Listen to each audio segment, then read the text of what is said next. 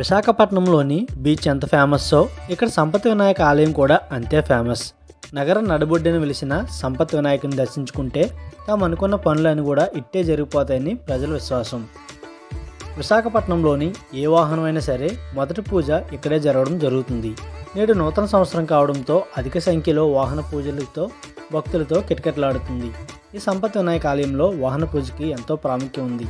విశాఖ నగరం లేదా చుట్టుపక్కల గ్రామాల్లో ఎవరైనా కొత్త వాహనం కొనుగోలు చేస్తే తప్పకుండా సంపత్ వినాయక ఆలయాన్ని తీసుకువచ్చి పూజలు చేయడం జరుగుతుంది.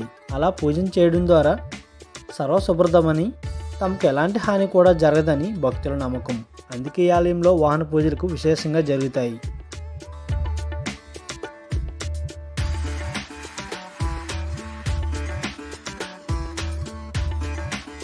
ముందుగా అందరికీ నూతన సంవత్సరం శుభాకాంక్షలు. విష్ హ్యాపీ న్యూ ఇయర్ అండి. అందరూ బాగుండాలి, అందులో మేము ఉండాలండి. సంపత్ వినాయక దేవుడి సందర్భంగా అని చెప్పేసి విష్ హ్యాపీ న్యూ ఇయర్ అనమాట. Thank you.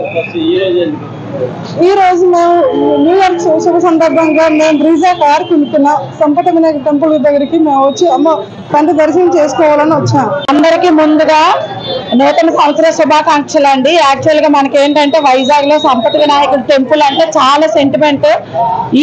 మొన్న ముందు 3 years బ్యాక్ కరోనాతో చాలా ఫీల్ అయ్యారు. బట్ ఇప్పుడు ఎలాంటి ప్రాబ్లమ్స్ రాకుండా అందరూ హ్యాపీగా ఉండాలని మేము దర్శనం చేసుకోవడానికి వచ్చామండి. పర్సనల్ గా అయితే మేము బ్రెజా కార్ తీసుకున్నాము. దానికోసం పూజ సెంటిమెంటల్ గా పూజ చేయించడానికి వచ్చాము.